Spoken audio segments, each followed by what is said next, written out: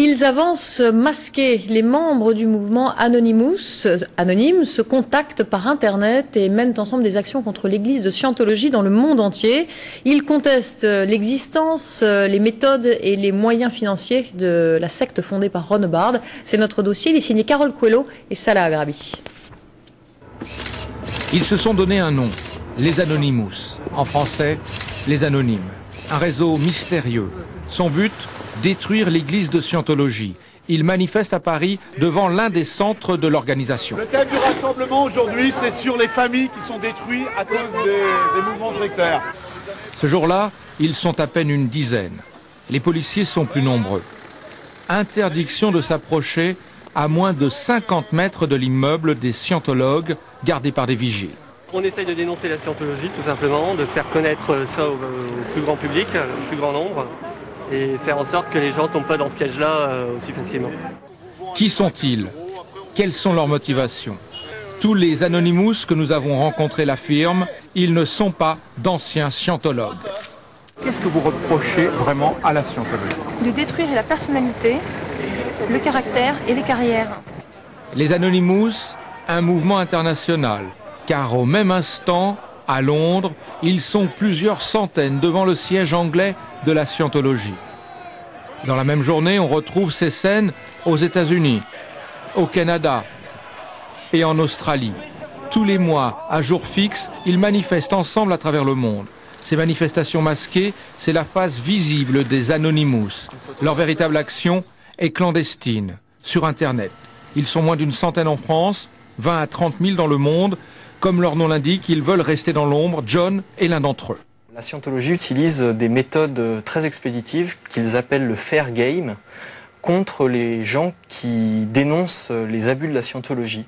Ça passe par un fichage systématique des gens qui s'opposent à la Scientologie, ainsi qu'à des phases d'intimidation.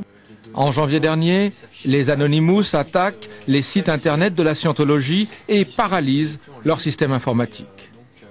Les Anonymous correspondent entre eux sur des forums. Ils utilisent toujours des pseudonymes. John tente de joindre David, qu'il n'a jamais rencontré. Aucun des membres du réseau ne se connaît. Ce sont souvent des ingénieurs en informatique. Ils passent tout leur temps sur Internet.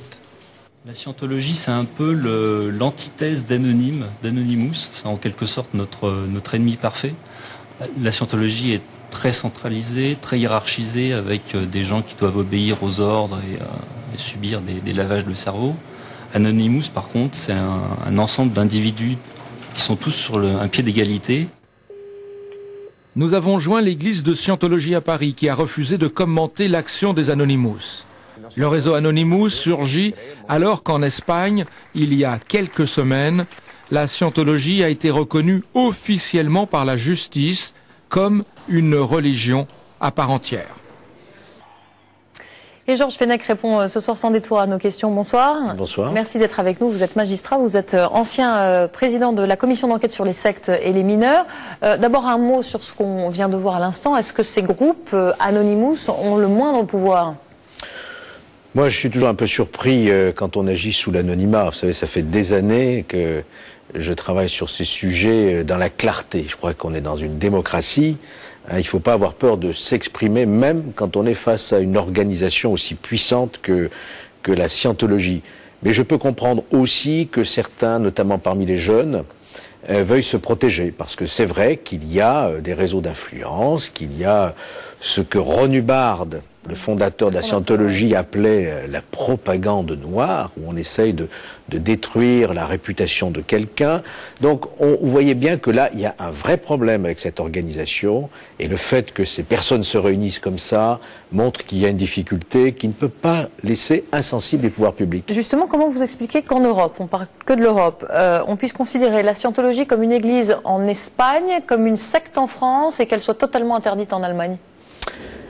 L'histoire de l'Espagne, c'est plus compliqué que ça, hein. Il n'y a pas de convention entre l'État et la scientologie en tant qu'Église. Il y a une décision de justice. Chez nous aussi, il y a eu des décisions de justice, par exemple pour les témoins de Jéhovah, qui ont défiscalisé, exonéré d'impôts locaux et fonciers les lieux de culte. Ça ne veut pas dire pour autant que les témoins de Jéhovah sont reconnus comme une religion en France, ce qui n'est pas le cas d'ailleurs. Donc il faut être... Mais c'est vrai qu'il y a une approche différente en Europe, suivant les pays. Vous avez les pays du Nord, par exemple, comme Copenhague, qui abrite le siège européen de l'Église scientologique, qui est beaucoup plus tolérant. Et je pense qu'il faudra harmoniser au niveau... La France prend la présidence de l'Europe cette année, et ce sera probablement l'une de mes propositions que je ferai au Premier ministre, c'est d'être présent plus fortement encore à ce moment-là pour harmoniser l'action contre les dérives sectaires, hein, et non pas contre les sectes elles-mêmes. Il faut bien faire la distinction. Alors justement, on va y revenir. Vous venez d'être chargé donc par le Premier ministre François Fillon d'une mission d'évaluation des dispositifs judiciaires conçus pour lutter plus efficacement contre les dérives sectaires. Vous rendrez votre rapport le 1er juillet prochain. C'est tout un programme. Vous pouvez un peu préciser ce que ça signifie ? Ça signifie que, d'abord, c'est un phénomène qui touche, disons, à peu près 500 000 de nos compatriotes. Environ 80 000 enfants. J'étais président de la commission des sectes et mineurs. On a trouvé des situations vraiment douloureuses et dramatiques, hein. Souvenez-vous, Tabitha's Place, par exemple. Donc, ce que nous voulons savoir, c'est pourquoi il n'y a pas plus de plaintes, pourquoi il n'y a pas plus de décisions de justice dans notre pays, alors qu'on a l'arsenal législatif le plus... le plus performant, j'allais dire, en Europe et dans le monde. Tous les témoins disent qu'ils sortent des sectes et qui tentent de s'en sortir, disent que c'est impossible, qu'on ne les entend pas, que ça met des années. C'est vrai que d'abord il y a la difficulté, le parcours dans cette organisation sectaire. Ensuite il faut en sortir, on essaye précisément de ne plus en entendre parler. Il y a le problème de la prescription, parce qu'on va mettre souvent un certain nombre d'années avant de pouvoir réagir.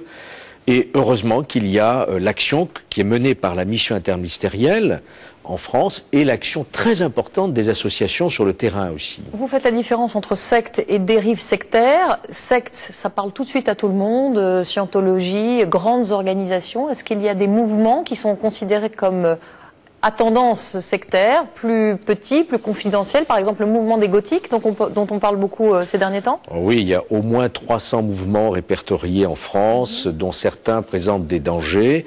Vous faites allusion effectivement au mouvement satanique qui nous inquiète beaucoup, qui touche environ 25 000 jeunes en France. Récemment, à mes yeux, il y a eu ce collégien qui a poignardé 3 de ses camarades. Nous savons qu'il avait un blog satanique, qu'il s'habillait de manière gothique.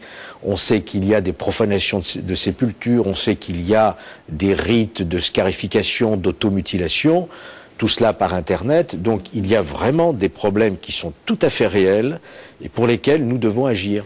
Merci beaucoup Georges Fenech d'avoir répondu à nos questions sur ce sujet.